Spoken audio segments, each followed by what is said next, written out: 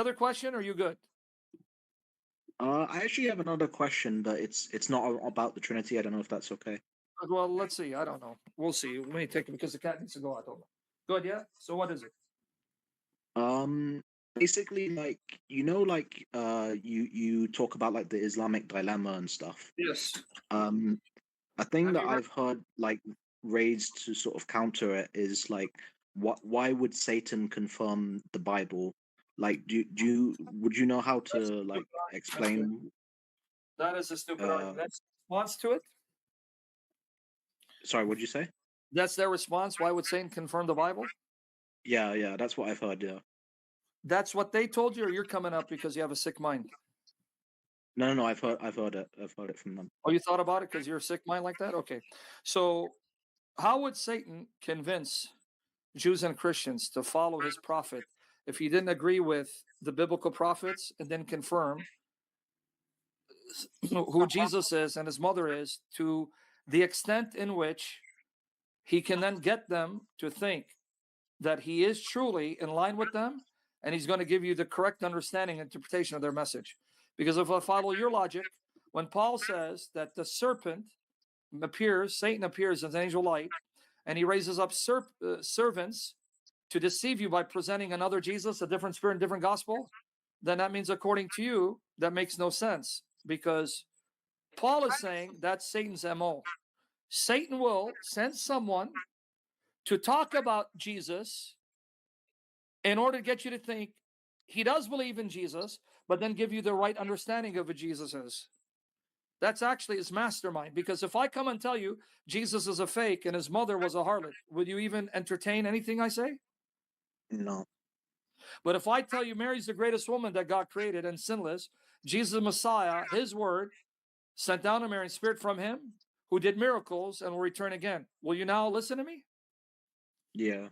You got it. In fact, that's the deception. If you look around you, you know how Muslims get Christians and deceive them and dupe them? Can I tell you how? Sure. Yeah. Interfaith dialogue. What we have happening right now among Protestants and Catholics, they have what's called interfaith dialogue. Well, they'll bring in rabbis or Muslims to talk about the commonality. And then you'll see when the Muslims talk about the things they believe about Jesus and Mary in common with Christians, you'll see the shock reaction of the Christians. And I've seen it. I'm going to give you a story.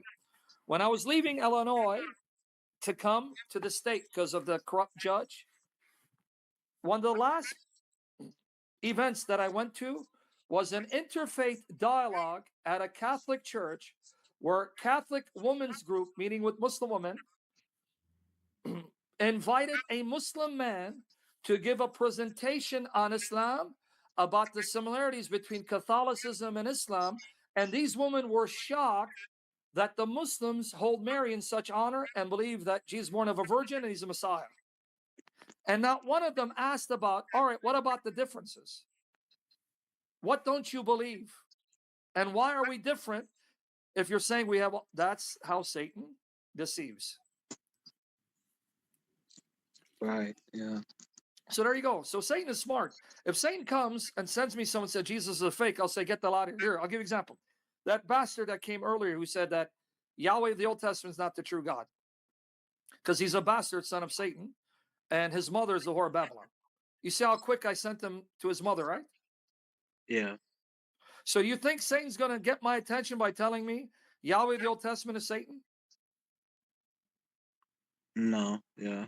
But what if someone tells me, hey, Allah of the Quran is the God of Abraham. He's the same God of the Bible. Oh, really? You think? Show me. Yeah. And they show me. Wow, really? You believe in the same God I do? You believe God sent Abraham, Isaac, and Jacob, and Moses and Jesus? Wow. See the deception? That's 2 Corinthians 11, verses 104. Let me show it to you. And verses 13 and 15. So it's the contrary. Satan knows that if he gives you straight up poison, will you take it? No. And you know it's poison. Would you take it? No. Unless you're sick, like Protestant believer, right? My friend. No. Yeah. Well, what if I bring you deep dish pizza and chocolate cake, and inside the pizza and cake is poison that will strike you dead? but you don't see the poison because it's covered by what your eyes delight. Yeah. Then will you more likely reach out for pizza and chocolate cake if you're not on a diet and try to lose weight so you Yeah, don't for look like sure. Cosmo? So that's Yeah. what Satan does. He gives you chocolate covered poison. Here it is, 2 Corinthians 11, 1 and 4. Oh, that you would bear with me in a little folly. And indeed, you do bear with me, for I am jealous for you with godly jealousy. For I betroth you to one husband, that I may present you as a chaste virgin to Christ. Meaning, Christ is your spiritual husband. You are a spiritual bride. So you have to be a spiritual virgin because Christ doesn't come and marry anyone physically. So how do I stay a spiritual virgin? How do I lose my spiritual purity? But I fear lest somehow as a serpent deceived Eve by his craftiness, so your minds may be corrupted. Satan will rob you of your spiritual virginity by corrupting your mind and deceiving you from following another Jesus, thinking it's really Jesus, but now I've been given the correct understanding of who he is. Serpent deceived by Christ, so your minds may be corrupt by simplicity that is in Christ. For he who comes preaches another Jesus, whom we have not preached, or if you received a different spirit, which you have not received, or a different gospel, which you have not accepted, you may well put up with it. See that? Yeah. All right. Now, how does he then do that? By sending false teachers. How do I know? Let's read 2 Corinthians 11, 13, and 15.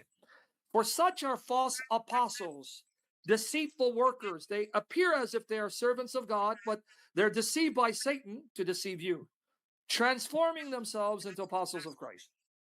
No wonder, you shouldn't be shocked, for Satan himself transforms himself into an angel of light. Therefore, it is no great thing if his ministers also transform themselves into ministers of righteousness, whose end will be according to their works. So you got the wrong mindset, which I thank God you do, because you don't think like Satan, because that would make you satanic. Did I answer your question? Yeah, I did, yeah. Oh, you're a good man, brother. So if that's it, no Trinity, question on Trinity, we're moving on, mister. Okay, sure. Thanks for answering it. You're a good man, brother. English Malaysian. Stay away from Malaysia.